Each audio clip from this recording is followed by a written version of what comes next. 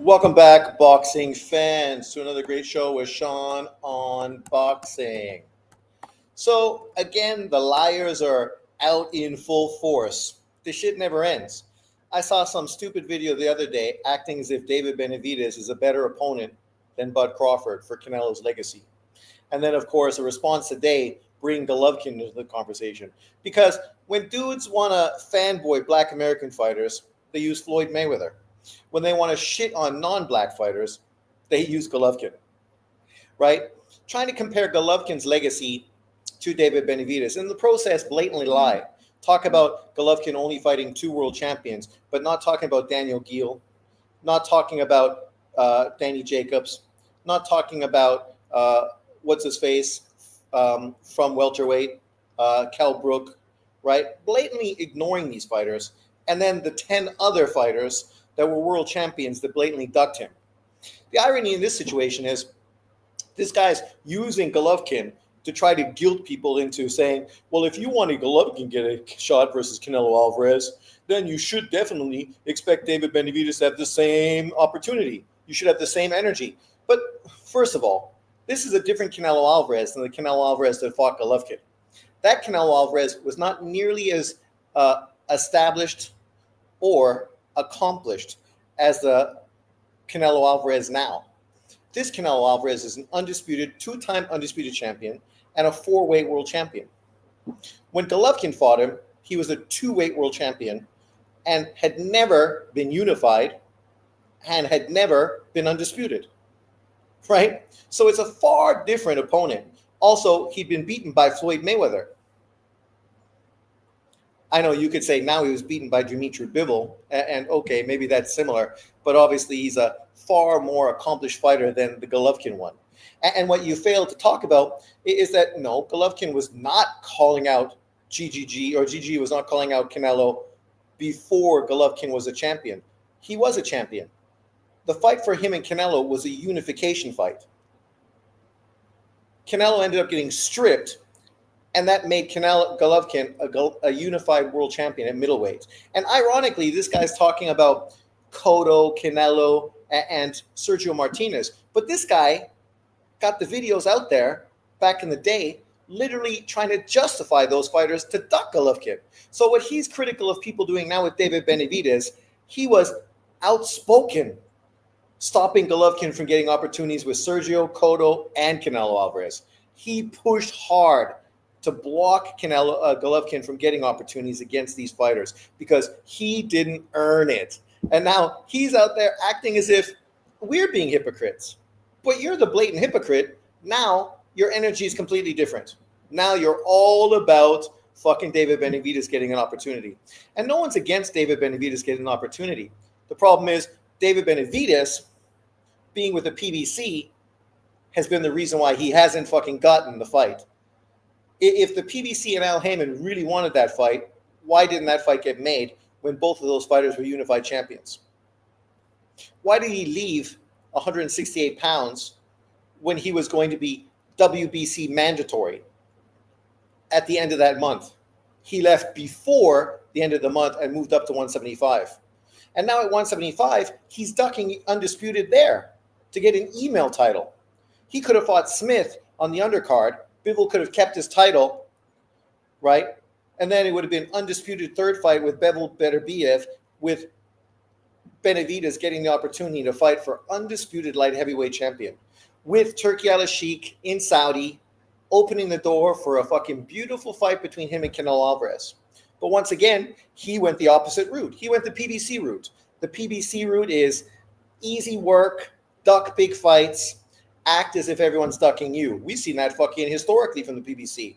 Whether you're talking about Spence, whether you're talking about fucking Broner, or obviously, in this case, Tank Davis, and now David Benavidez. I mean, the PBC's been exposed for years now.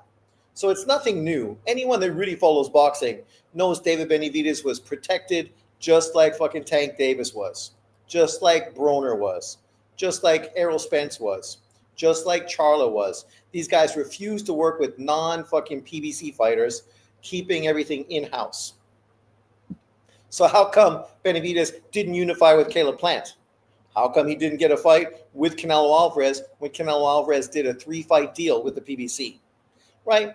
No one's against the fight being made, but to now act as if somehow the David Benavidez fight is bigger than Bud Crawford. Let me ask you one fucking simple question.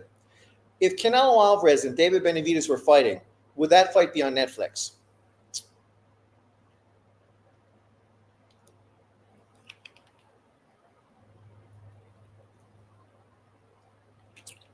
Would it? You and I all know the fucking answer. No fucking way in hell would that fight be on Netflix because it's not as big. The only reason David Benavidez is being used now against Canelo Alvarez is the same reason Canelo was used against Golovkin, the same reason Tio Lopez was used against fucking Lomachenko. These guys using these fighters that they don't even like. And after they do what they're meant to do, these guys then turn on them and start attacking them left, right, and center. Right? What happened to the great Caleb Plant? I remember back in the day, somebody defending Caleb Plant as the best fighter at 168. How did that work out for you? These dudes are tools, liars, and fucking hypocrites. But let's welcome Wayne Evans in. Brian, what's up? Cotto Martinez, Lee Sturm, Quillen, all straight duck GG when he was smoking fools. Well, to be fair, Lee didn't duck. The Lee fight and Golovkin fight was set. Golovkin's father died. That was going to be a come-home fight in Kazakhstan, Lee versus Golovkin. But unfortunately, Golovkin's father died, so the fight was canceled. So you can't really take it away from Lee. But all those other fuckers ducked. Canelo ducked. He got stripped of his title, right? So, I mean, come on. Turkey is now on record. He wants to pursue Canelo Benavidez 2026. The PBC will fuck negotiations up. They already did. Like, think about what's the onus of Turkey to push for a David Benavidez fight when David Benavidez don't want to work with Turkey. He was offered $8 million to fight Smith on the undercard of Beterbiev and Bivol. He walked away from it. And then stripped, because of the fucking WBC, the belt away from Dmitry Bivol, which is pure bullshit, right? Just to give him an email title, just like fucking Devin Haney got the WBC email title versus Lomachenko. Once again, the fucking sanctioning bodies fucking shit up. Benavidez is bigger draw than Crawford. That's fucking a lie.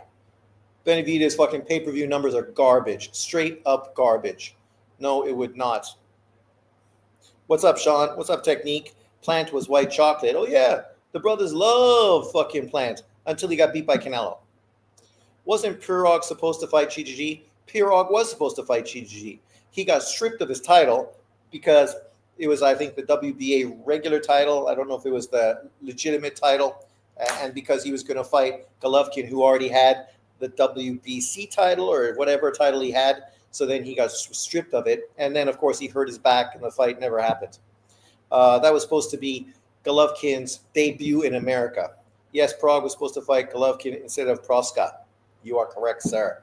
And the Proska victory was fucking a sensational beatdown where a star was born.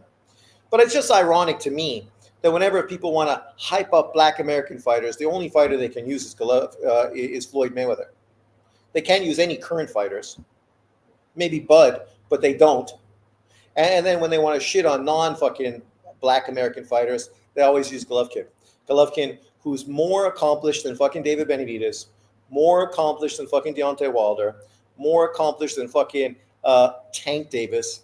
I mean, you might not like him, and that's your prerogative, but why you keep lying? Lying constantly. Plant was invented in the BBQ until he slapped Charlo and lost to Canelo. Exactly. But let's get this show rolling. Obviously, that was the video that I was just listening to when I walked the dog. And it's the same old bullshit. Like, no one is hating on David Benavidez getting the opportunity. But the irony is David Benavidez did not help himself to get the opportunity. Just the opposite. Right? Consistently, just the opposite. But yet he still clout chases Canelo all the time. You know what I find funny? Canelo Alvarez, Bud Crawford, right? It's a mismatch. Oh, it's so unfair. Canelo is so much bigger than Bud Crawford. Who Canelo should be fighting is David Benavidez. Because David Benavidez and Canelo are the same size. And we know the irony.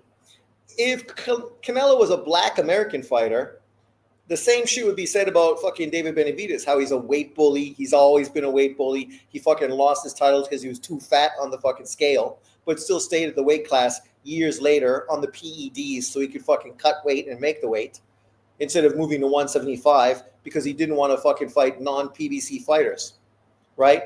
But no. Now he's not a weight bully. He's the same size as Canelo Alvarez. David Benavidez is like 6'1". Canelo is 5'8". Bud Crawford's 5'8". Bud Crawford's got a 74-inch reach. Canelo's got a 70-inch reach. David Benavidez probably got a 74-inch reach as well, right? Like, literally, David Benavidez is a monster to Canelo Alvarez. But that's the fighter Canelo's got to fight. Yet, Crawford is too small. He's coming up virtually 3 weight classes. Virtually. It's only 2. But let's try to stretch the lie as much as we can to try to make it seem even worse than it really is. These dudes are ridiculous. Ridiculous. I mean, if you're a Bud Crawford fan, you should be excited about this opportunity in front of him. Career payday, a fucking huge legacy fight, the biggest name on his resume. If he beats Canelo, that is the biggest win of his career, right? That is the cherry on top. But you're trying to downplay the fight, minimize it, make it seem like it's not that great of a fight, and the only reason Canelo's going to win is because he's bigger. Well, what's the only reason fucking Benavidez would win against Canelo? Because he's bigger. These dudes are ridiculous. Ridiculous. Morrell versus Benavidez did more than Crawford Madrimov. Oh, my God. Dudes are fucking mental. Sean John, please. Please. You don't know fucking what the numbers are, but continue to push your fucking bullshit narratives. Guys like you are literally the problem with boxing because you're fucking idiots and your takes are fucking ridiculous. The biggest fight of his career is Errol Spence, which did fucking 3 times as much as David Benavidez' best fucking pay-per-view. And you'll say, that's all Errol Spence. Yes, of course, it's all Errol Spence. Just like Tank Davis's fight is all Tank Davis and has nothing to do with Ryan Garcia. I mean, come on. Come on. If Bud wants Top Rank for so long, he'd be the guy to be at Canelo. If Bud wants Top Rank for so long, wasn't with Top Rank for so long, he'd be the guy to be at Canelo. Benavidez wants to stay undefeated like Tank. We already saw what happened to Spence for trying to stay undefeated, fighting Mickey Garcia, Danny Garcia, Ugis Ocampo, and other Uber drivers. Well, that's it, right? You know, but Errol Spence, his career is better than Golovkin. Bang, what's up? Caitlin Clark was attacked again. Dude, the WNBA is a joke. Well, it's not even so much she got attacked, but she got poked in the eye, and then she just pushed out, which you're going to do when someone pokes you in the eye, and she got a technical. These officials are fucking a joke. And then someone attacks you from behind, she doesn't even get ejected from the game. Like, you don't have to be a professional fucking ref to know the third man in, instantaneously fucking out. Instantaneously fucking out. You don't even need to think about that shit. That's common sense. Bud looks about the same size. Bud is about the same size. He's going to be a little narrower than Canelo Alvarez, right? But if you saw them fighting in the playground, nobody would be fucking saying, oh my God, what a mismatch. Canelo Alvarez is so much bigger. No. Fucking nobody would say that. But if either one of those guys fought David Benavidez, literally, that's what you'd say. Fucking Christ, David Benavidez is a weight bully. Why that big guy picking on the small dudes? That's what you would say, right? So guys pushing so hard for a weight bully to get the fight, it's crazy, crazy. Because you can't say that about Golovkin. He was the same size as Canelo Alvarez. Berlanga rehydrated up to 200 pounds. Almost you can't keep using that Benavidez is too big. You can. The fact that Benavidez and Berlanga are both weight bullies and fucking are way bigger than Canelo Alvarez, it doesn't dismiss the fact that they are weight bullies and are too big. They are. Canelo Alvarez is not a legitimate 168-pound fighter. These dudes are not fucking legitimate 168-pound fighters. They both should be at 175. And inevitably, both of them are going to be a cruiserweight in their fucking careers. They are way fucking bigger. Sean always keeps it 100. Yes, he does. Bud has only had one fight at 154. Do you think that was enough to get acclimated to the weight? Oh my God. Come on, Victor. Bud Crawford was struggling to make 147 for a long time, and now you're fucking going to argue about 6 pounds.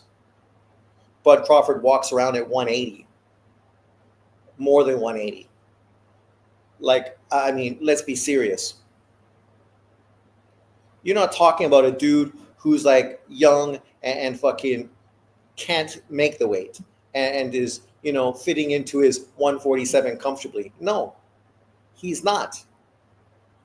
Berlanga, July 12th. That should be a good fight card.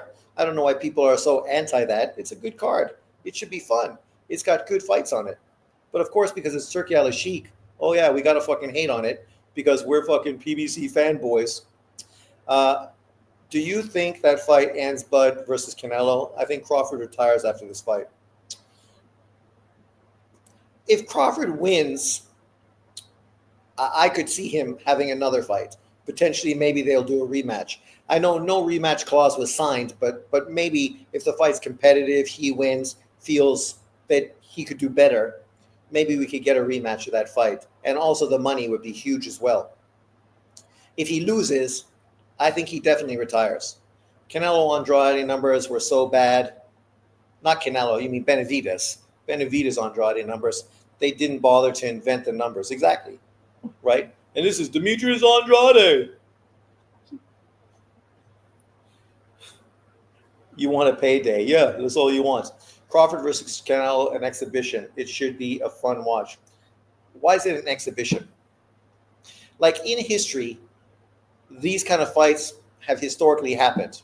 Only in modern day, with fucking mental case fans, do they try to diminish this fight and act as if it's not a legitimate fight. We had fighters back in the day consistently go up in weight to take on fucking challenges. Guys literally went up from middleweight to heavyweight to take on fucking Jack Johnson. Nobody was going, oh my God, he's a weight bully. This is unfair. Fucking you fans are so cringe, so fucking modern, millennials. It's ridiculous. You dudes just should not watch boxing. You're not made for it. You're not made for it. Benavidez Andrade. I'm driving. Man, my Pacers let me down. Too bad for Halliburton. I don't think the Pacers are going to do shit next year now. Well, obviously losing him is painful. And they were in position to win. He was having a good game to start off. It's disappointing that happens. But we've seen it, obviously, with Tatum. We saw it with Kevin Durant. I mean, this injury, fuck, man, in the playoffs, because the season is too long and the playoffs are too long, injuries in the playoffs are just becoming a regular. It's unfortunate for the players. Too bad for Halliburton. But good, I guess, for SGA. Spence sold most of the pay-per-views. Of course he did. Of course he did. It wasn't the 5-year back and forth between Spence and Bud Crawford fans. Like, see, Sean, every time you open your mouth, you just fucking expose yourself.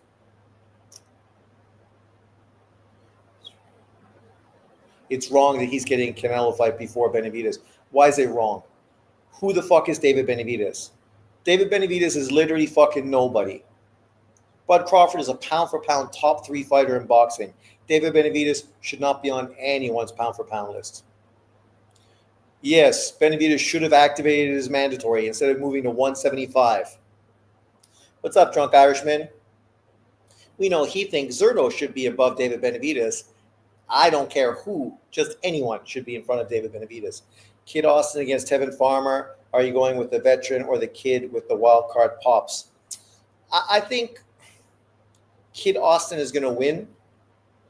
I'd be really surprised if he really dominates Tevin Farmer. I expect Tevin Farmer to make it a very ugly, slow, competitive fight, which he ends up losing. It's a sanctioned fight, not an exhibition. Yes. What was harder, Leonard 3 years inactive, moving up 2 weights for Hagler, or what Bud is attempting against Canelo? Exactly. Off of like 3 fucking detached retinas, right? Like, these dudes are ridiculous. Ridiculous. I think the Pacers would have won. He was killing it. He was. But it doesn't mean they were going to win. But obviously, you would definitely favored their chances in that game. I was pulling for them. I thought they were going to win. Zerdo, Zerdo, Zerdo. Players in the old eras would play 80 games in playoffs with no load management. But it was different back in the day. Playoffs weren't as long as they are now. You don't have nearly as many games as you have now. Uh, yeah, it's different. DB is the best cloud chaser in the game. Oh, man, it's not even him. It's just all these fucking mental cases to support the PBC. Because we've seen this again and again. We saw it with fucking Wilder. People are doing it now with Wilder, as if I should be excited about him fighting some bum. I don't fucking care. You think I'm going to pay a pay-per-view to watch Deontay Wilder fight some dude I've never heard of? Come on. Get over yourself. No one gives a fuck. That pay-per-view will be lucky if it does fucking 25,000 pay-per-view buys. And Wilder's big fanboys, they won't fucking support it because they are fucking broke-ass, cheap motherfuckers that fucking steal everything.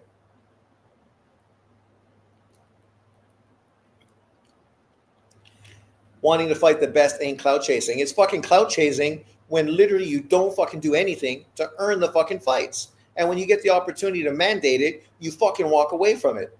And then you move up to fucking 175 and you duck undisputed again. Dry Turkey says, Zerdo, best win, Chris Billum Smith, and he should be ahead of David on the pound for pound list. Listen to you. Unlike fucking David Benavidez, Zerdo is a legitimate two-weight world champion who fought a pound-for-pound fighter. He lost to fucking Bivol, but unlike David Benavidez, he didn't duck him. He didn't duck him, son. And is Billum Smith his best win? Why? Based on what? You're going to take away his fights at 168 pounds? Come on. Like, what's David Benavidez' best win? Caleb Plant, who already got knocked out by Canelo? Well, you can't really praise him for that because then you'd have to praise Canelo. Demetrius Andrade, who's never beaten a fucking world champion.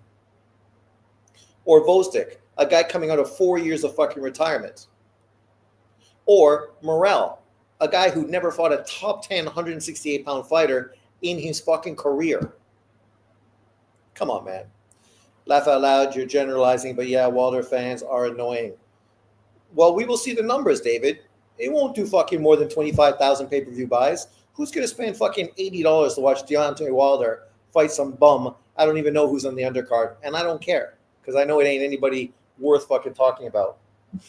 I still think Zerdo will win, but it's a risky fight, I think. Oh, that Dorkidis guy is old as hell, but he punches like a motherfucker.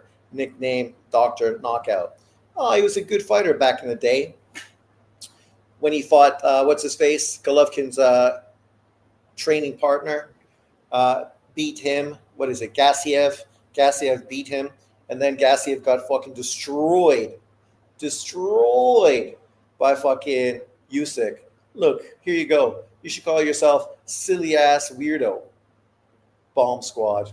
Like, you guys are like children fucking screaming that shit out. It's fucking cringe as fuck.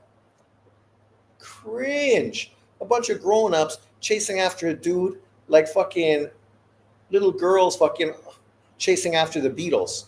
Man, you dudes need to fucking grow up fast. Zerdo just beat the belt holder back-to-back, and many years has Benavidez beat a belt holder 7 years ago. 7 years ago. But he's great. He went the distance with Breedis, but got stopped by Gassiev.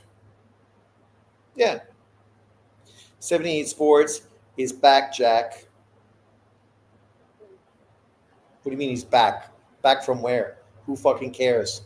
Oh, because Wilder's fighting? Of course he is. Fucking stroking Wilder off. Like, that's how desperate these guys are. He was the same. Obviously, there was no social media when he was fucking blowing fucking Mike Tyson's cock as well. But you just ask yourself, how fucking pathetic is that a fucking 50-year-old is such a fucking dick rider? Like, oh my God. I'm a huge Liverpool fan, but you don't see me fucking blowing fucking players like these dudes blow fucking boxers. It's fucking cringe. Cringe in the worst way. Like, it's okay you like fighters. I like fighters. But man, you're gonna hang posters in your bedroom. Fucking, oh my god. Get the dude to autograph your chest. Man, it's sad. Sad, sad, sad. Boxrec says Dortukas lost the majority decision to Breedis. Yeah, but he lost to Breedis. Did he? Breedis, that was the second time around, right? Not the first World Boxing Super Series. The first one, Gassiev beat Dortukas, and Breedis got beat by Usyk. And then Usyk and Gassiev fought for the final. In the second fight, Breedis fought Dortukas, and then I can't remember if that was the final or the semifinal. Dortukas knocked out the Mayweather fighter, the slick black dude, knocked him out, and I can't remember who Breedis beat to get to the final. I think they only fought once. Yeah, Breedis and Dortukas in World Boxing Super Series Part 2. But yeah. But let's move away from this boring topic. Interesting enough, I was listening to an interview with Turki Al-Sheikh talking about what he's going to do next. And he talked about an all Japanese versus Mexico card already in the works. And I thought, this is fucking excellent. Obviously, we know who the headliner is. That shit's already been set. And they already are basically done and dusted, right? Obviously, Inoue needs to beat MJ Akhmedov to keep his title. And then after that, Inoue's going to be going to Saudi Arabia to fight Alan Picasso for December 27th in Riyadh, Saudi Arabia, with an all-Japan, all-Mexico card. That shit's fucking great. Wild. I don't know who's going to be on this card, but you think with the deep pockets and the super cards that Turkey likes to put on, you could really expect some of the biggest names and best fighters in Japan on this card. These are some fighters I would like to see on the card. Obviously, there's other fighters you could put on as well. But when I was thinking about, fuck, man, this card's great. Who would I like to see on this card? Obviously, Inoue versus Picasso is a good fight. Picasso has good wins. People don't know who he is, but that's because people don't follow boxing below 147 pounds, the majority of people. Some hardcores follow it down to 126, but very few follow it under that. Picasso is a good fighter, and it should be a very good fight. Obviously, for Inoue, what a fucking year. This would be his fourth fight in 2025, easily making him Fighter of the Year in 2025. I want to hear the PBC fighter. Tank Davis is going to be Fighter of the Year. Or Deontay Wilder, Comeback Fighter of the Year. But obviously, Inoue is going to be Fighter of the Year, obviously, if he beats MJ for his third Fight of the Year and then takes on Picasso to end the season. What a fucking fantastic year it would be. And then obviously, Junto Nakatani, early 2026 in the Tokyo Dome in Japan, in the biggest fight in Japanese boxing history. Man, you can't make this shit up. Fantastic. So I thought, man, if you're going to put this card together, you better fucking put Junto on the card. And who would you like Junto to fight? I know who I want Junto to fight. I don't know if this is real or a possibility, but for me, this is the fight that should be done. You could say this fight is bigger and better than the Inoue fight, and that's true. But I think with Turki Al-Sheikh and Saudi Arabia, they don't even worry about that shit, right? The truth is, Jesse Bam Rodriguez would get career high fucking payday to move up to 118 to take on Junto Nakatani to become a 3-weight world champion. And for Junto, this is the biggest name on his resume. If you're going to go in and fight Inoue next year, what would be bigger than beating Bam Rodriguez to defend your unified titles in December of 2025, only to then move up to 122 to take on the monster? Holy fuck. And that's what you would expect these pound for pound quality fighters to do. I mean, right now, if these were the two back-to-back cards, which obviously help build up the fight between the two of them, man, it's fucking great. And the truth is, if Bam beats Junto Nakatani, then he can jump into an Inoue fight to become a four-weight world champion and get a fucking career-high payday and the biggest legacy fight of his career, right? That fight would be also dynamite. Obviously, you might not be able to do it in Japan. It might be really the kind of fight you could actually do in Vegas, right? Inoue, Bam, coming off of beating Junto in Vegas, pay-per-view, the biggest fight for Inoue's career, an opportunity for him to become a pay-per-view star in America. And this would be the one fighter potentially that could potentially build him in the States. I think this is a fucking can't miss card just for these two fights right there. I would be like, yes, sign me fucking up. How much money do I got to pay? I'm ready. Let's get ready. And then you think, what could be done under this? Kenshiro Taraji, who currently is a unified champion. Look at this. You stop talking about Canelo Alvarez and people start running away. You dudes are not boxing fans. You're fucking pseudo fucking fanboys, just like I call you all the time. I mean, this is a legitimate card that Turki Al-Sheikh is organizing. And the first fight is already set. Inoue versus Picasso in Saudi Arabia. And this fight easily could be on this card. Easily. Because we know Francisco Rodriguez Jr. just beat Yafai to become a mandatory for Kenshiro's WBC or WBA title. So this is the fight that's on the table. I mean, this is a great fight as well. Great fight. Nobody gives a crap about these jockeys. No, only fuckboys like you don't care because you're too busy blowing David Benavidez because that's the kind of fag you are. I guess that's what they breed in fucking Australia, down under. Down under? But real boxing fans like real boxers, guys that actually have accomplished something in their career, guys like Junto Nakatani, Inoue, and Kenshiro Taraji, all three of them who have way better legacies than fucking David Benavidez. That must be hard to swallow. Oh, not for you. Obviously, it'd be easy for you to swallow because you're an expert. But for anybody else, it must be hard if you're a big David Benavidez fanboy. But this fight is dynamite. We just saw Rodriguez literally fucking blow through Yafai in a great performance.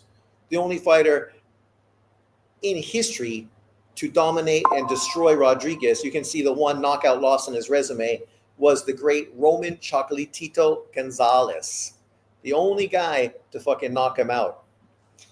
So I think Kenshiro would be a great fight. Obviously, Kenshiro's last fight for unification is Fight of the Year in 2025. If you haven't seen it, Kenshiro versus Akui, go see it. That fight is easily the best fight of the year. Fucking dynamite. Great drama. Fucking fantastic end to a fight. Tell me Nakatani's last three opponents without opening Google. Look at you. Dude, man. He just fought Nishida to unify fucking titles, something fucking David Benavidez has never done. I don't even need to mention anyone after that because literally that was fucking doing something that David Benavidez has never done. No, I don't need to prove anything to you. I just told you who he fought last fight. Unification fight. You tell me who David Benavidez fought for unification. I'll wait forever because that shit never happened and probably won't happen because he's a PBC fanboy fighter. But you keep dick riding him. And that's just the way it is. Bam fighting some bums at 11 fights. You can be critical of Bam, but Bam is fucking a great fighter. Anyone that knows boxing knows that Bam is a way better fucking fighter than David Benavidez. That shit ain't even fucking anything to question. That's why Bam Rodriguez is fucking ranked above David Benavidez on a pound for pound list. Also a unified champion, beating Sonny Edwards, something that David Benavidez still hasn't fucking done because he's shit garbage and a PBC fighter. So don't want to take on any risks. Also, Bam is a legitimate two-weight world champion. He didn't get emailed the title. He beat fucking one of the best fighters in low-weight boxing in Francisco Estrada and dominated and destroyed him after getting dropped got up to score a spectacular knockout. You can't make this shit up. That shit was fucking dynamite. See, you don't even know who the somebody that beat him in 8 fights was. That was Yafai. Yafai, who's a gold medal winning fucking Olympian, right? And not young, currently 32 years old. So the fact that he was a long reigning amateur was the reason he was fast tracked, because he was obviously very good. He was a gold medal winner. So, this just shows really you don't know fucking anything about boxing, because when you're getting fucking David Benavidez jizz in your eyes, it's hard to fucking see what else is going on in the sport of boxing. I mean, I guess that must be the case. We know what to buy you for fucking your birthday or for Christmas. Fucking goggles. Somebody needs goggles, and his name is fucking Mirage. But let's move forward, because guys like this, these dudes are like fucking the LDBC. Stupid, ignorant fanboys. Not boxing fans. Boxing fans love fucking legitimate fight cards. Love opportunities to learn and see new fighters and see who can go on to be great. But fanboys, they just want to dick ride one fucking fighter constantly. Right? Knockout boxing, he's the same. I don't get why you are so against Benavidez. I'm not against Benavidez. I'm against Benavidez fans who use him because he's PBC. PBC showed you everything they need to show you. They fucking abduct everybody. Never want to fucking make fights together.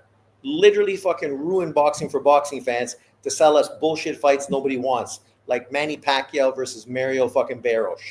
Like fucking Tim Tszyu versus Funduro. Like fucking Errol Spence versus Funduro. Like literally garbage. And that's all they want to fucking keep selling you. But if you want to keep buying it, you fucking knock yourself out. Keep buying that shit. Enjoy it. He isn't the camera like Tio or on Twitter like Shakur and Tank. He puts on exciting fights. What's not to like? The fact that he's a clout chaser who fucking up until 2024 literally had done nothing in his fucking career except duck a unification fight with Zerto, Smith, Caleb Plant. And now in 2025, duck a fucking undisputed unification fight with the winner of Bivol and Beterbiev. Why should I be excited for that? And then we're going to talk about him and Canelo. So Canelo is cherry picking a smaller fighter in Bud Crawford, but David Benavidez is way fucking bigger than either one of those two guys. But that's what you want. Man, you guys are crazy. Nothing other than a two-time WC youngest in 168 history. See, being a youngest for a fucking new division that isn't that old is nothing fucking to get excited about. This is like stupid motherfuckers talking about Tank Davis being the youngest fighter at whatever division. The youngest fighter in boxing history was 18 years old. David Benavidez wasn't even close to that, so stop. And a two-time champion, because both times the stupid fucker was so fucking undisciplined and unprofessional, he lost his title. 2 times. Not just once. He lost it 2 times. And that's what cost him the Canelo Alvarez fight. But you keep dick riding him. Oh, yeah. Keep doing it. Because, I mean, across the fucking internet, everybody knows fucking Mirage. Because the cum stains on his fucking shirt. How did David duck Bivol when he sent out an offer and Bivol dropped the belt? He didn't send out no fucking offer. Stop. You're full of shit. Literally, Turkey offered him $8 million to fight Smith on the fucking undercard, guaranteed to get a fucking undisputed unification fight against the winner.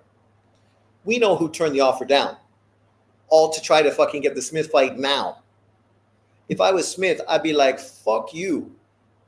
Because I'm guaranteed way more money under Turkey than I'm going to get fucking fighting your fucking ass in Vegas. Because what's that pay-per-view going to do? Callum Smith, fucking David Benavidez in Vegas. Will that even do 100,000 pay-per-view buys? I doubt it. But let's move forward. Because there's more than fucking David Benavidez in boxing. This fight obviously is not a big fight, but this is an opportunity to showcase younger up-and-coming fighters. Here you have 2 undefeated fighters.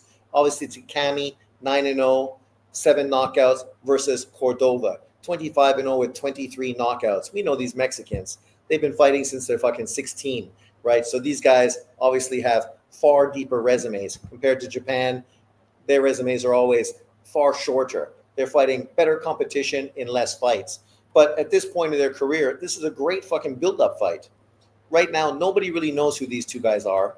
You put them on the undercard of Inui versus Picasso, Bam, Junto, Kenshiro versus Rodriguez. It's a great way to fucking build up their name and get paid great money in Saudi Arabia. Then a fight that is a good fight. This is a legitimate fight.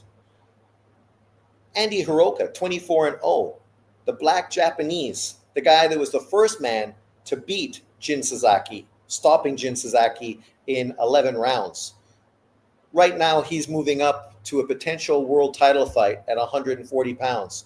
Lindolf Delgado, 23-0, 16 knockouts, in a similar position. 2 hard punchers, 1 Mexican, 1 Japanese fighter. I think this would be a fucking potentially the best fight on the card. This is a can't miss fight. And obviously the winner of this catapults himself right into a potential world title fight at 140 pounds. Sounds great. Paul says, why do you respond to low IQ individuals? Benavidez made an offer, laugh out loud. He ran before the main event in case better BF won, as it's a terrible matchup for him, as is Bivol. Benavidez is an email champ. I know, Paul. I know. But you know, this is a channel that accepts all fucking people, no matter how fucking brain dead they may be. I'm not like all those other channels that just blocks everybody, even though they have a different opinion than mine. They can come here, they can give their opinion. The problem with guys like Mirage is everybody knows him because he says the same shit on every channel around YouTube. Benavidez top dog, hope he gets a big fight soon. All he can do is stay a winner. Well, he ducked a fucking big fight with Smith and an undisputed unification fight afterwards. Not his fault all the top guys sold their ass to Canelo, and Canelo avoided Benavidez for years. For years. I can't blame Canelo for beating on Crawford for all that money, though. I know, Paul. I commend you. I'm a saint. You know, when I move from this earth, you know, that's how people remember me, as a saint, the boxing saint. You know, that's what you could put on my gravestone. Benavidez was the #1 Ring Magazine contender for 3 or 4 years, and Canelo never fought him. Evan Deere, he's almost just as fucking deluded as Mirage, right? These guys, it's ridiculous that they can fucking be such dick riders of one fighter so hard. It's crazy. Crazy. Yet no fucking absolutely nothing about the sport overall. But, you know, it is what it is. This is a fight that I'm also interested in. Saburo Murata, 10-0, 10 knockouts, strong, aggressive Japanese fighter. They got a lot of these guys. The biggest problem with most of them is defensively, they're not great, which is why when you throw them in a fight with Sebastian Reyes, 25-0 with 20-0 with 18 KOs, you're guaranteed a fucking war, right? Because these dudes only know offense, they don't know defense. So this fight also is guaranteed to be a fucking lights out fucking firefight. And if you're watching fighters you don't know on the undercard of a Riyadh season card with Inui as the headliner, why not fights that are going to fucking knock your socks off? Fights that are going to make you excited that you're watching some dude you've never watched before, right? That's what I want to see in fights. I've been watching those WBC Grand Prix fights, and I don't know who any of those fucking dudes are, but a great fight is a great fight. And at the end of the day, that's all we're looking for. And speaking of WBC Grand Prix, here you go. Brandon Meja Mosqueda, 9-0 with 9 knockouts. One of the future stars from that WBC tournament. You know, obviously I know he's part of the WBC tournament, so the chances of him being on this Riyadh season card are probably unlikely. But for my future Lomachenko, Rado Tatsumi, 1-0, to take on a kid like this is the kind of step-up fight I want to see. I think Rado Tatsumi is a fucking super skilled fighter. As I said, the Japanese Lomachenko. You throw him in with a dude like this, Brandon Mosqueda, it's going to be a great fight. You're going to fucking sink or swim, right? We're going to see really how good you are, or you're going to get exposed right off the bat of your career. And you can learn from that and bounce back, or that's fucking the way it goes, right? I ain't ducking nobody. I want to see great fights. This fight is great. I'm a big Riyad Tasumi fan. I like his brother, Hiato, as well. He could also be put on this card as well. We could do the double brother fight card on this as well. But I think he's closer to getting a world title fight at 130, so he's probably moving in a different direction. Benavidez was about to have his mandatory enforced on Canelo, and he moved up. Fact. You can't tell these guys that, though, right? And even WBC President Suleiman tells you that this guy didn't try to push for the mandatory, right? You could go through the paperwork and do what you're supposed to do to force the WBC to mandate the fight. Benavidez and his team never did that. Kind of like Canelo Alvarez at 160, who also didn't do that to get a Canelo Alvarez fight as well. He won't fight Bivol or Beterbiev. He'll move up again and fight Ramirez. Yeah, we know that. I mean, right now he's talking about a Smith fight. I don't know if Smith, if I was him, I'd take that fight. He could fight in Liverpool in a huge cop fight, make shitloads of money against a mediocre opponent, and wait for fucking his WBO opportunity to fight the winner of Bivol Beterbiev, right? And chances are it's going to be Bivol. He's never fought Bivol before. Bivol's obviously a different fighter than Beterbiev, who beat him. So that would be a great fight. And he's already the WBO mandatory with an interim title. So why would he fight Benavidez in Vegas unless it's a huge money fight, right? And you know the way they're going to cut it. They're going to give him a small part of the percentage. So it makes no fucking sense at all for him to do that. And who's Benavidez going to fight if he can't get a Smith fight? Fucking who? Who's he going to fight? Let's pull up the rankings right now, because I'm curious about who David Benavidez is going to fight at 168 pounds. Let's check this shit out. If he can't get Smith after walking away from an $8 million payday, the biggest payday of his career, I don't know what he's going to do. Troll says 60-40, 70-30, Canelo has edge. Bud has real chance, but Canelo still has the edge. I think this is Bud's most dangerous fight, but not Canelo's. LFG. I agree with you. I mean, Canelo already lost twice in his career, really 3 times. He lost that first Golovkin fight as well. Sean loves them Asians. Mega Jake Paul card, Walter card, Billy card this weekend, but Asian boxing is on the docket. Well, Rick Parco, let's be fair. I ain't fucking worried about Deontay Wilder's fight, because who gives a fuck, right? Jake Paul fight. Come on, man. I never talk about Jake Paul fights. I got no hate for Jake Paul. I'm happy he brings a lot of attention to boxing, helps the undercard fights. I'll probably talk about the undercard, but I'm not fucking that fussed about Jake Paul versus Julio Cesar Chavez. And as far as the Mbili card, I will be talking about it. Today is Tuesday. I still got Wednesday, Thursday, and maybe even Friday before I can make a video about that. So stay tuned. That fight will come. But this is based on, obviously, information from Turki Al-Sheikh that I just listened to yesterday, talking about this huge Japan versus Mexico card in Saudi Arabia in December, which is great news because obviously it's Inui getting back in the ring for the 4th time in 1 fucking year. No one does it like Inui does it. But let's move through. So who would you like to see on this card? Obviously, there's some other up-and-coming young Japanese fighters. We just saw an exciting young fighter on that last card, the little Mike Tyson motherfucker that was on the fight card with, what's his face? Oh, what's his name? How come I never remember his name? 47-pound WBO world champion, knocked out the Japanese guy in 5 rounds. The undercard fight was a sensational matchup between 2 Japanese fighters. Both guys were really fucking at it. They gave it great fights. Come on, go here. Go. Upsy daisy. Good girl. Yeah, so I mean, he would be great because he's an exciting fighter, a little Japanese Mike Tyson motherfucker. So what's not to like about him?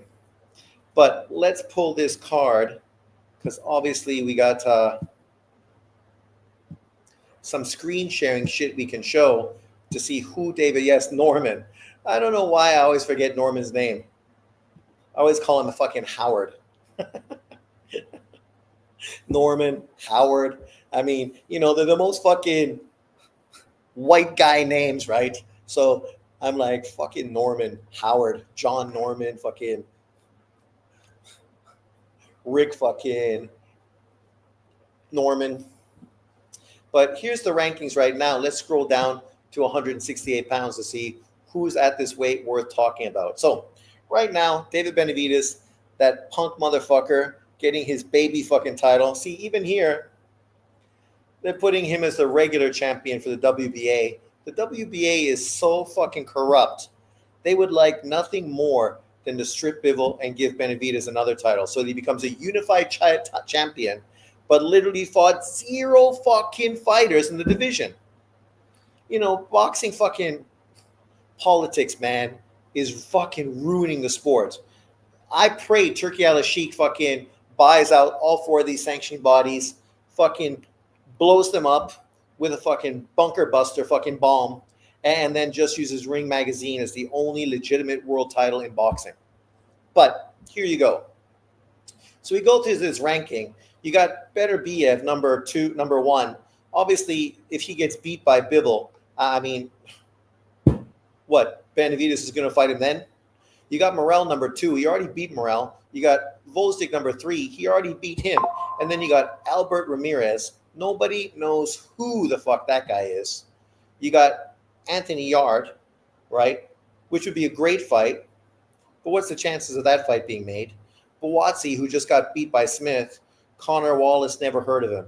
Kadiev, who's going to be fighting Morrell. If Kadiev was to win, that would be a potential opponent for David Benavidez. Stay tuned, because that's probably what's going to happen. If Kadiev, for some reason, is able to fucking beat Morrell, stay tuned for that being the in-house PBC fight that gets fucking made, right? For sure. Asian fighters aren't bad, got all the skills, etc. My only thing is most can't seem to take the real hits. Maybe they got slightly bigger brains and it just rattles easier. I don't know. Well, I don't know if that's true. Some Japanese boxers were known for having unbelievably great and could take a fucking beating. But, not all people are made the same. Some guys obviously take better punches than others. The one thing about a lot of Japanese fighters is they're pretty long, skinny guys that are rangy, right? And tend to have longer necks. So you can understand those guys being a little chinny, right? Because they just don't have the traps and the muscle to fucking protect their brain the way other guys would. I know some got a chin. Yeah. Some dudes are just fucking rock solid, take a beating type of never stop motherfuckers. But, yeah. You get all kinds. But then you got Hutchinson, Ben Whitaker, who I said potentially down the road could potentially be an opponent for him. I say Jesse Hart. Look for Jesse Hart for sure to be an opponent for fucking him. Ronald Graville, like we want to see fucking a trilogy between him and Graville. Zach Barker has been irrelevant for fucking years. I mean, literally, who the fuck is there for him to fight? Yard. That's all. Like literally in the WBC rankings, the only fighter with any name recognition that could sell any tickets is Anthony Yard. And then, of course, you go to the WBO and you got Callum Smith, who's the interim champion. So why would the interim champion for the WBO fight Benavidez? I know it's a world title, but you're already guaranteed a fight for 3-belt unification. You end up beating Bivol, and now you're the A side. You have a huge UK market behind you. You got 3 of the 4 titles. There's no way you're fucking not pulling David Benavidez to the UK to do an undisputed unification fight. Like, no way, impossible. That's easily the biggest fight of Benavidez' career, and he's the B side. True, that neck makes a difference. Yeah, they got a lot of those long, lanky guys, right, with those long necks. The chin just sitting there waiting to be fucking clocked. It's a little different with Jin Sasaki. The problem with him is the dumb motherfucker kept his hands down. How are you going to win a fight at an elite level if your hands are down here, acting as if you could take every punch that comes? Maybe you can to a point. Like Mike Tyson had one of the best chins in boxing, but he got knocked out by Buster Douglas because there's only so many fucking punches in a row you can take before you fucking get dropped and fucking stopped. And that was easily the best example of that. I mean, because Tyson was a beast and he took a hell of a lot of shots in that fight. But really, this division is pretty fucking weak, light heavyweight, right? Like outside of Bivol, Beterbiev, Benavidez, Morrell, Yard, and Smith, 6 fucking fighters. There's not another fighter in this division that literally anybody gives a fuck about. Literally, nobody. If you go down to 168, now you get some fighters that obviously got a little bit more name recognition, right? Obviously, Canelo, Billy is starting to really build up a bit of a name behind him. Now Charlo's in the division, Munguia, even though the whole PED thing, but I mean, he still has name recognition, probably more now. Berlanga, Pacheco is, I think, going to be a star. You got Caleb Plant, even though his fight versus fucking Resendez was fucking terrible. Terrible. Then you got up and coming fighters like Iglesias, who's a super fucking fun fight. A fighter that I like, Lester Martinez, who trains with Bud Crawford. Of course, Sajao, the fucking brick shithouse from France, right? So already in this division, you got far more fighters. Hamza Shiraz, right? Number 11. It's just a far deeper, more interesting division. But 175, it's not deep. It's not deep. Smith is a heavy bag. Well, you can say that, but Smith just beat a super skilled fucking Olympic gold medalist in his last fight. Right? He also beat fucking who? Groves or Eubank? He beat Groves because Groves beat Eubank, and then he beat Groves in the World Boxing Super Series, right? So he's got some legitimate wins on his resume. More than fucking David Benavidez does. Light heavyweight sucks. It does. There's just nobody relevant there. The whole reason these dudes are pushing fucking David Benavidez is because literally there's no black American fighter fucking worth mentioning. None. Zero. Zilch. Nada.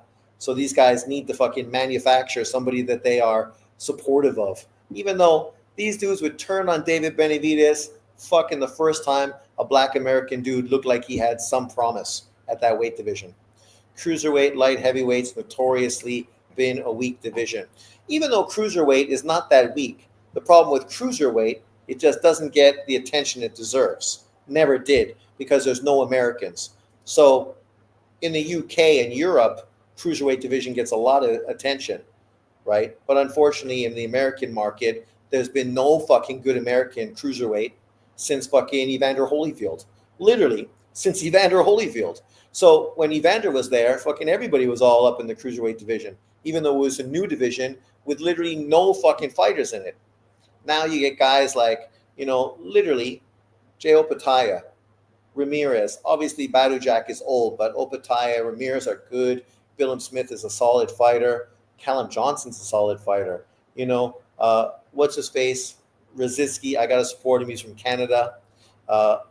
Then you get guys like Salmanov, Papin, lots of European dudes, right? And a lot of up-and-coming English fighters as well. Joe Smith is still relevant. I like Glanton, Jean Pascal. I mean, Jesus Christ, that guy's still fighting. How old is he? Like, that dude's fucking ancient, man. But, easily soon you're going to have David Benavidez in that division as well, right? It's like two guys. Well, the two top guys, Zurdo and Jay Opataya. But that's a great fight. You throw David Benavidez in there, and then you got 3 solid fighters. Just like right now, you got 5 solid fighters at light heavyweight. Pascal fights this weekend. Yes, I know. I picked against him. What was my predictions? Let's look.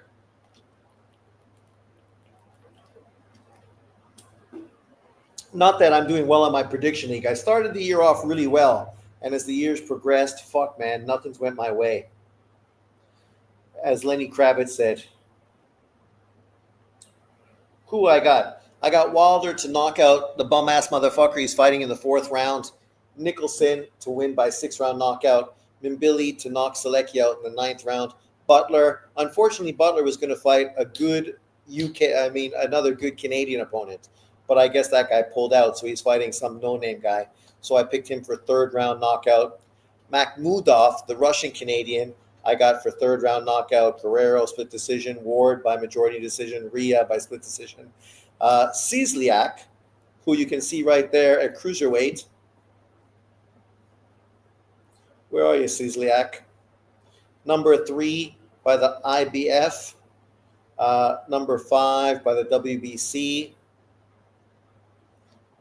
I have him beating, I think, Jean Pascal. And obviously the division that matters is the WBC. Pascal number 10, Cizliak number 5. If they win, potentially they become mandatory for Badou Jack. I mean, that's exactly what we want to see. Badou Jack versus Jean Pascal again? Holy fuck. Please. Is that a PBC card? Because that sounds like a fucking PBC card to me. Garbage. Brown, ex-PBC fighter. I got him by 5th round KO. Volney by majority decision. Zerto by 12th round TKO. Paul by split decision. Schofield by split decision. Griffin by 7th round. Curiel by 8th round. Scrappy Ramirez by majority decision. Vega by 9th round. Morales by split decision. And Saoud by 10th round TKO. These are my predictions for the week.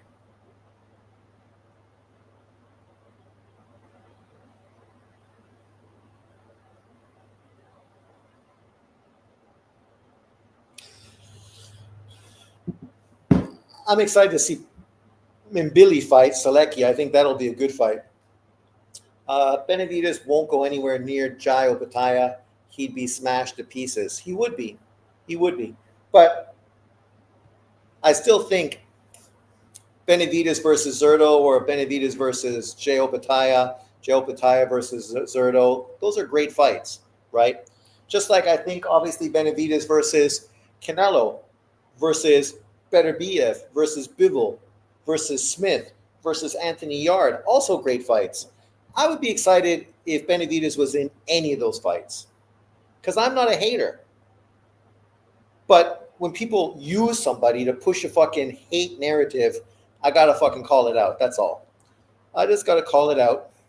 Wilder's opponent has won 12 of his last 13 fights with only loss coming from Richard Torres. Maybe he is okay. Oh my God, he got knocked out by Richard Torres, a prospect.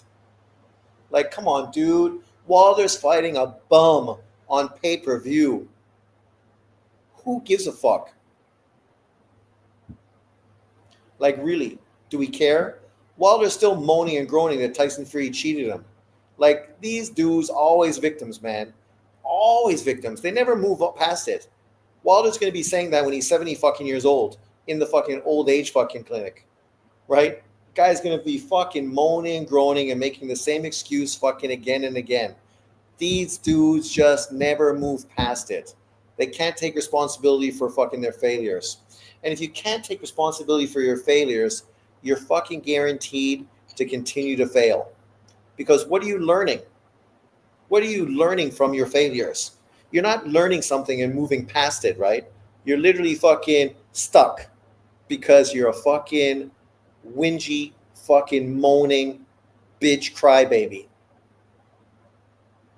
So I hope Wilder gets fucking KO'd this weekend because literally that would be the end of it and we wouldn't have to listen to him anymore. I know fucking 78 would fucking cry himself to sleep, right? Oh my God. How fucking sad and disgusting of a fucking image is that? Fucking fat, old, fucking snotty, bald man holding his Deontay Wilder fucking dead teddy bear. You can't make this shit up. It is sad. Would you call Wilder a bitch crybaby to his face? Oh, see, once again, fucking guys like this, cringe motherfuckers. Literally. Would you call fucking anybody you make fun of on fucking the internet the same thing to their face? No, you wouldn't. But you still do it. Like, give me a fucking break. Wilder got enough money to fucking fly to Taiwan. He could easily come here. He's even got a passport. I've seen him fucking pull another fucking dude into the gym and fight him. What was that white guy that used to say he was 400-0 and then fought Wilder? Well, I can't remember what that guy's name was, but we've all seen that video. Like, literally, dude, Jay, I know you're a fucking millennial. You know, it must be tough being fucking born. Yeah, Charlie Zelnoff, born in fucking this generation. It's sad. Sorry, buddy. Sorry that this is your fucking life. The GOAT.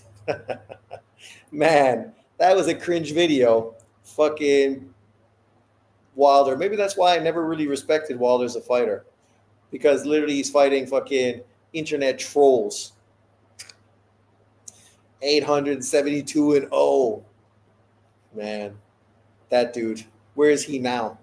Where is Charlie Z now? You figure this social media era right now, he would really sort of be generating even more buzz. But maybe because social media is the way it is, he just too much attention. He got brothers all over the streets fucking jumping him whenever they see his face. So it just becomes too much heat on a regular basis for him. Right? Because you can imagine, your face goes viral, man. You fucking can't go anywhere without somebody spotting you and knowing who you are. He was the original YouTuber troll on here. He was. Yep. Him with fucking Mayweather's fucking father. Cringe as fuck, that one as well. Hitting an old man. Jesus Christ, man. That dude.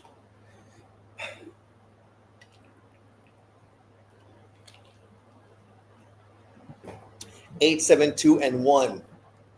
Which was the one? To Wilder or to fucking Mayweather's dad?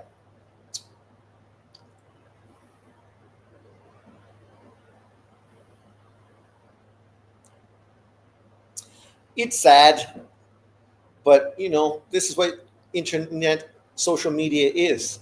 You get all kinds of people in here that have access to information so they can troll and say what they want. Right, Jay? See, when I make fun of Deontay Wilder, in truth, for a long time I talked about how I like Wilder. He's a good family man. I respect that. But as far as his act and his fucking bullshit with the PBC, and right now, if he's relevant, it's so easy to be a pro boxer. Well, it's easy to be a pro boxer, but it's not easy to be a fucking good pro boxer. It's not easy to be a pro boxer that makes money. Charlie has a pro record in BoxRec of 0-1. Who did he lose to? Who was this one guy I saw? Was it Charlie Z he fought? But there's one Mexican guy who's a professional fighter, pretty good, but obviously not that great. But he really sort of goes about his business exposing trolls. And I think there's quite a few videos of him on YouTube beating the shit out of fucking guys. Because obviously he's a real boxer and he just fucking puts ass beatings on these dudes, right? Because, I mean, all these dudes, you see some guys on YouTube now, right? He lost to Glass Joe. Glass Joe. Easy to be stepping stone, a warm-up for sure. That's why you have to get through the cans. A guy off the street can't be a pro NBA player. No. You won't even get a fucking opportunity. You could be fucking the greatest street baller in your fucking city and still you might not get a fucking look at an NBA fucking court. Maybe you could go to, what do you call it? What's the G League, right? Nowadays, at least you have alternatives that you didn't have before. What else did they have? They had the G League, and then what was that other league that was going on for a while, where you had the two brothers that got drafted really high. One for Houston, who's really good, and then the other one is Milwaukee, Minnesota. Where's the other brother? Somewhere up there. Thunder just won the chip. Yes, they did. Too bad. So sad. I mean, I'm glad that Shea got a win. It, he's had a career year. Yep, there's luck involved in success, getting the chance to. It's true, even those international leagues are tough. Well, yeah, I mean, Taiwan, we've had Cousins, Boogie Cousins here. We've had fucking Howard here. D League was first, the developmental league. But isn't there some other league in the States right now? Maybe it's closed now, but it was there for a while. And you had the two brothers, like 6'8", 6'9" guys, twins. One is like on Houston right now. He's really good. Great defensive player. And they played in that league, along with the point guard that went to Portland, that went pretty high as well. But I can't remember what that fucking league is called. A lot of guys also went to Australia as well. Obviously, that league is pretty easy, but it's Australia, so you're living in yes, Overtime Elite. Thank you, Wayne Evans. You're correct. The Thompson twins. Boy, yes. The 3-on-3 Ice Cube League, well, that ain't going to help you get into the NBA, especially when your fucking coach is fighting guys. That definitely ain't helping you. Did you see that Stephen Steven, what's his name? 6'8", wing, good shooter. Steven, he's coaching one of the 3-on-3 teams and then ended up getting in a fight with a player from another team. The guy that's friends with, Steven Jackson. Thank you, Dry Turkey. You got it. Yeah, Steven Jackson getting in a fight, 50 years old. Oak is too old to be fighting players. But the problem is mentality, right? He thinks he's still, yes, KD going to the Rockets. It just shows you they drafted that one kid. He never really developed. He's just really one-dimensional. So now they traded him to Phoenix. I don't know how that's going to help Phoenix. As far as I see, that's a stupid move for Phoenix. Now you got 3 ball hog fucking guards, none of whom can pass, none who can play off the ball. I mean, at least Durant is a team player. He don't need to dominate the ball. He doesn't need to fucking stop the ball, like hold it up. He can play within a system. He's going to be great in Houston. I wish he would have went to San Antonio.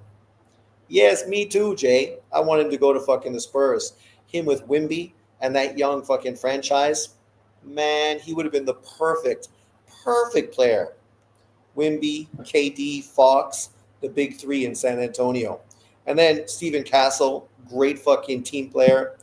I don't know who they're going to draft with number 2. They're talking about getting Ron Harper's son, but I think it'd be better if they would have got the Duke center, the Malawach kid. You get him to play next to fucking Wimby. He's a legitimate defensive player. He also got some good upside.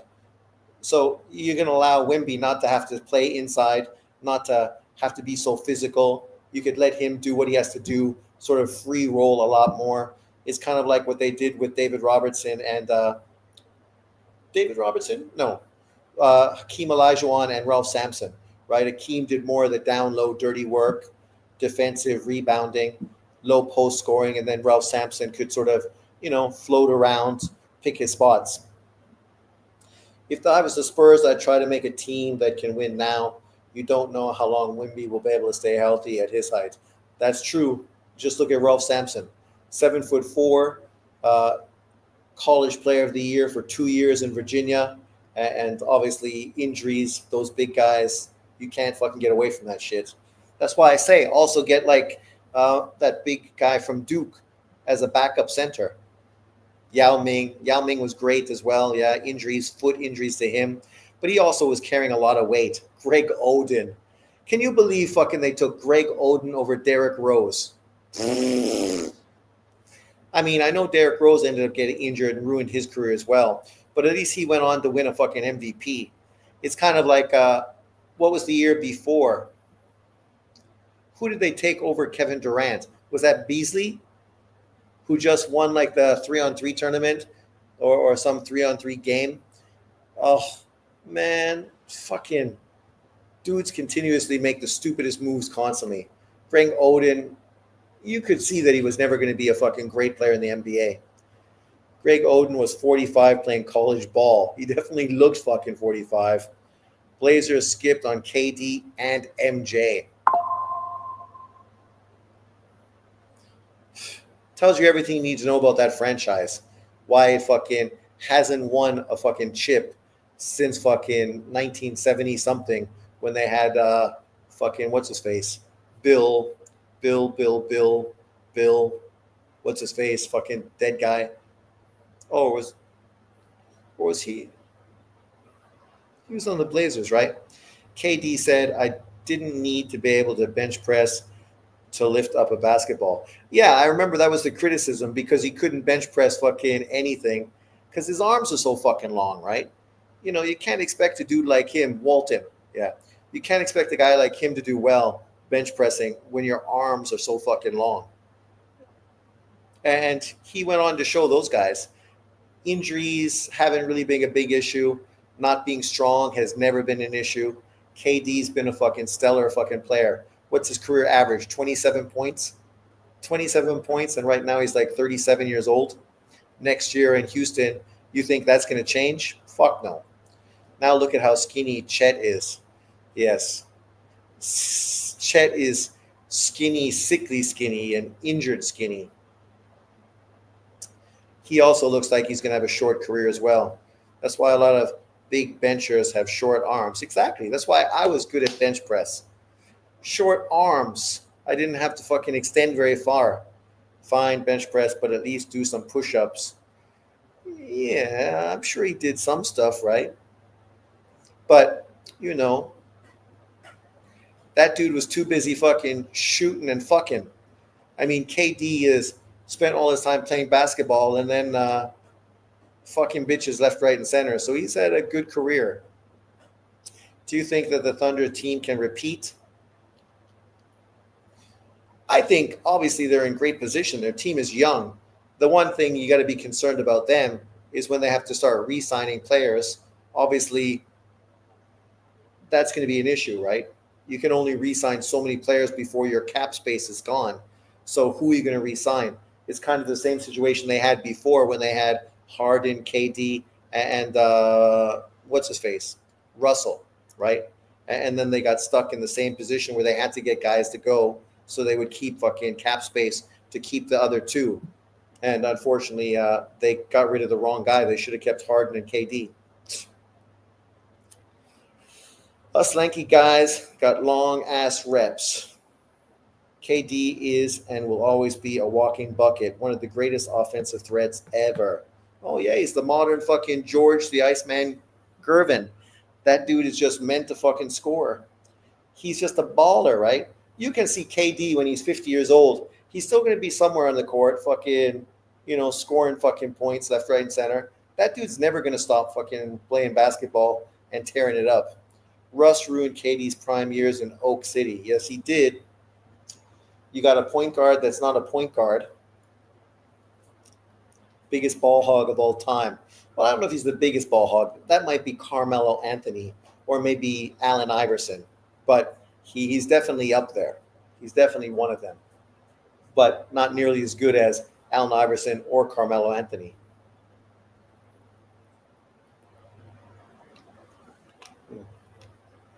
But I'm going to have a shower. Thanks, everyone, for jumping in. Steve Nash or SGA, who's the best Canadian? Well, I like Steve Nash's game more than I like SGA. Let's just be honest.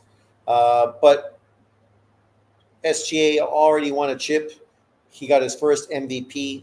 So already you can see that he's probably going to surpass Steve Nash's career. But, man, he didn't have the career Steve Nash had.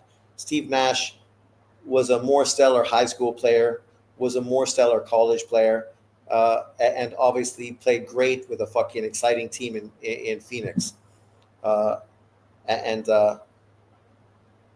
was a more conventional point guard, right? A guy that made his team better. I don't know if SGA makes his team better. He reminds me too much of Harden. I don't really like his game, but, Obviously, he's young and doing great. I still remember when he played at Kentucky. I barely even thought the kid was that good. To see him now, shit, you got to tip your hat because he put in the work and fucking definitely improved a fucking shitload. Different eras, different styles. Yeah, well, that's it, right? I don't know if the eras are so different.